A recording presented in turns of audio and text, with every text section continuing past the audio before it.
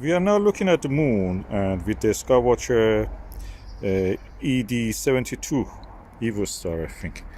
And this is the telescope, Evostar 72 ED, 420mm focal length, 72mm diameter of the objective, which is a PFL 53, I think, glass. Anyway, what I'm doing tonight, using this filter holder, which is called nPae, as you can see here. And I'm going to turn the flash so you can see. And I can remove the filter or put it back as I wish. This is a moon filter, and I'm just testing it under the night sky. So it has magnet, it just stays there. 2 little magnets here it has. And they will keep this filter in place. Like that. It sticks. And let's see how it is.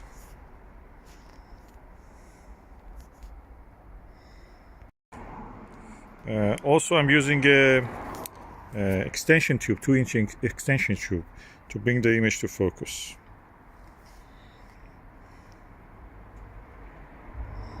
And 28mm Skywatcher 2-inch eyepiece. As you can see, it's quite wide field, so moon is half a degree, and what I'm seeing now is around probably, let's say, 3 degrees of sky I can see with this. I will try another eyepiece, probably a zoom eyepiece like SVBony 3.8mm eyepiece. Okay, this is the SVBony 3-8mm zoom, fully multi-coated, and I'm looking at the moon through the Skywatcher Evostar 72.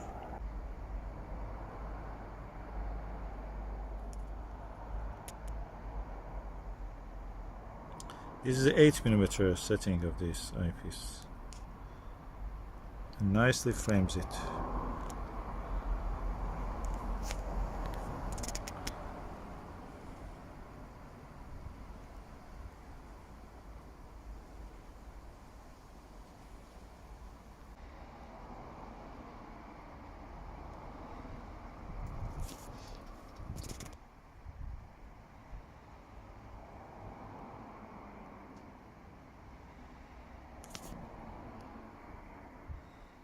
It seems the filter is working really well. This moon filter is a Chinese one, very good. I have a video about this. I will just put some of that unboxing version of this at the end of this probably. And now I'm looking through the SVBony 3mm part of the zoom.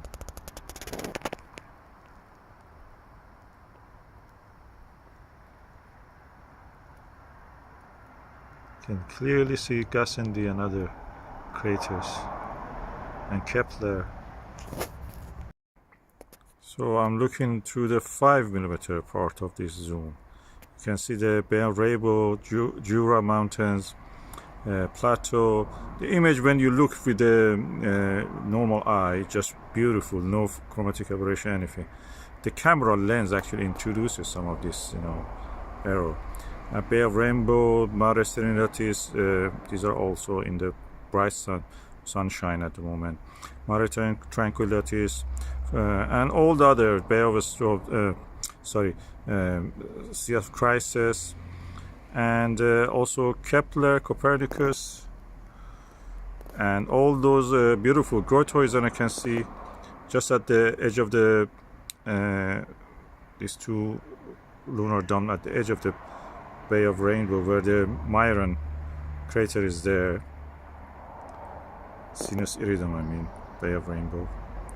And Kepler is very visible because it has a terminator. And we can see also the many other features toward the north. And also Tycho, now you can see I've focused on that. I just tap on the camera, it focuses. Every part of the image is in focus, but the camera has to individually focus on them. So everything is beautifully framed. I'm really delighted with this zoom lens, probably the best eyepiece I've ever got. After a Plus, if you get a Plus, get this one also. If I try to increase the magnification on the, but anyway, you can see now better. Yeah. And now with the focus of the telescope, bringing the image to focus. Visually, this is much better than what we see with the camera, because the camera lens actually introduces the some aberration. This is of course a mobile phone camera. Let me just go for a zoom lens and see how it is.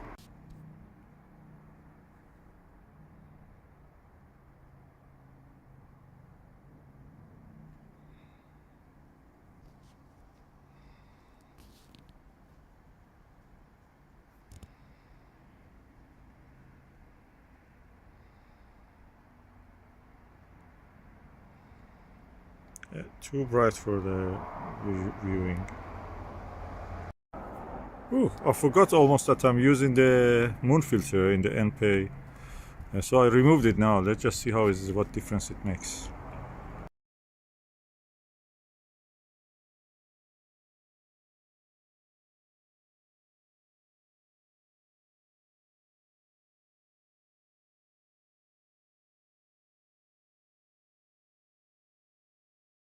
Yeah, with the 3mm zoom of the SVBony zoom, I can really see nice clear shot of the Jupiter, and one of the satellites, probably Io, is very close now, coming out of the beside the limb of the planet, beside the edge of the planet. Amazing view. I must say, without the filter and this filter holder, the image of the moon is very bright. It just annoys the eyes. It's dazzling. When I add the filter, that makes it really nice and easy to watch.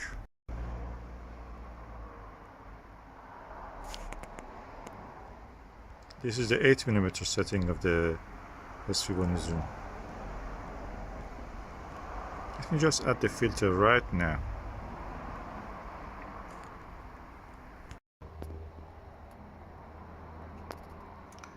I think with the camera you see that with the filter the image is a bit deteriorated, but I can say that visually it's very crisp and clear, and I prefer to watch it with the filter at this stage. But the camera adds, of course, with the filter it just adds a little bit tinge, which is good. That's what we want when we are visually watching this. It's just dazzling sunshine reflected from the the highlands of the moon, which is an orthosite, a white material very similar to granite in a formation style, and that really dazzles the eye.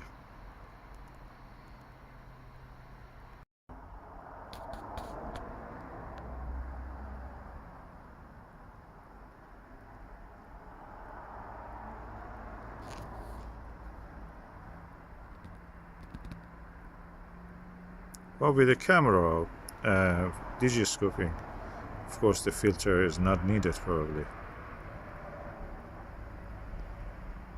So visually the filter helps, and digiscoping, no, it's better without filter.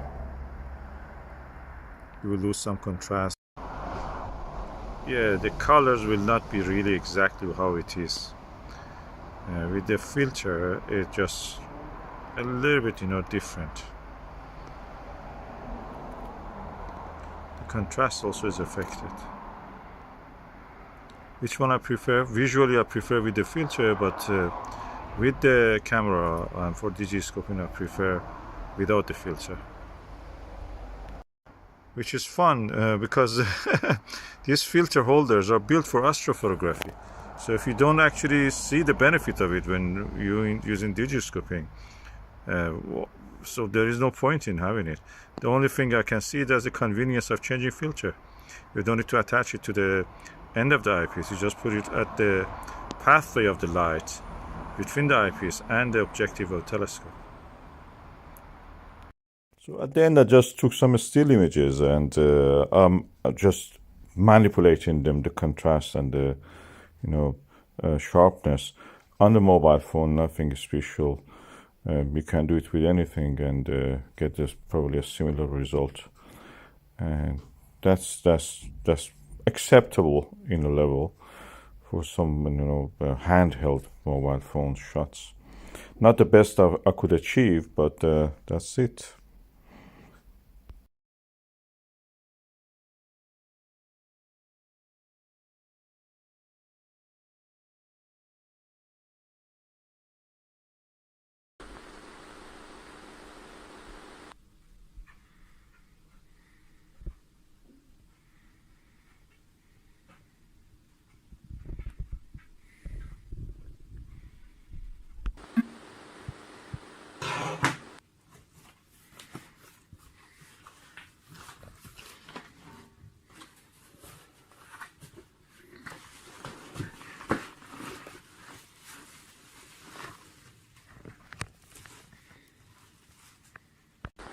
Let's open and see what is inside here.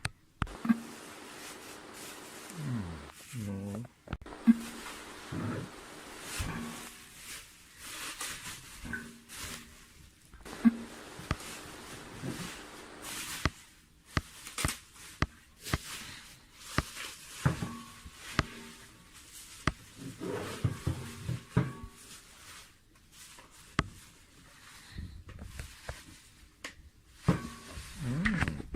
Case. Okay, what is inside this case? Let's read nPae or nPae. Precision Astro Engineering. Oh, so is it a case they're building? Oh, something else is inside. Oh, that's the filter changer, magnetic filter changer. Oh God, that's really exciting.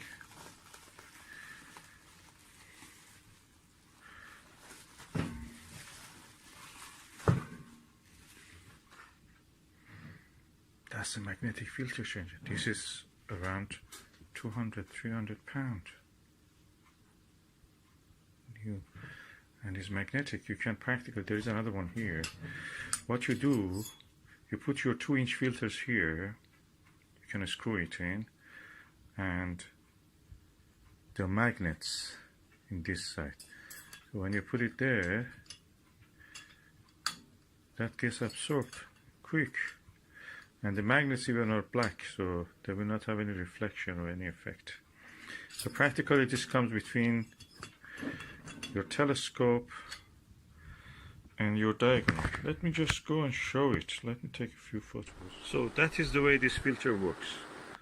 This is the eyepiece. This is a diagonal. The filter, magnetic nPae filter holder is here. Then comes the focuser of the telescope. And focuser can focus. What will happen is that you have your filter, 2-inch filter should be. You will screw it into the filter holder. Let me do it. Okay, the filter is now attached, completely level with that, even if slightly lower. This is a William Optics VR or RV filter, and if you wanted in the past to use the filter, you should have put it inside this diagonal or attach it to the end of the eyepiece, screw it there. But with this, it's easy. Just slide it there, and that's it. It clicks. Then you want to change this filter, you remove this. You have another one of those filter holders. Now I have 2 filter holders.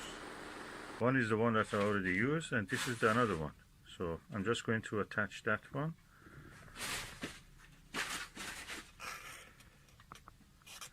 Easy.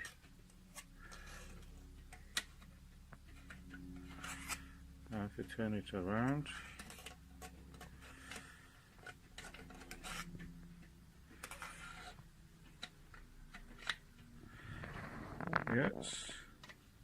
and that's it. The filter is attached. It's magnetic.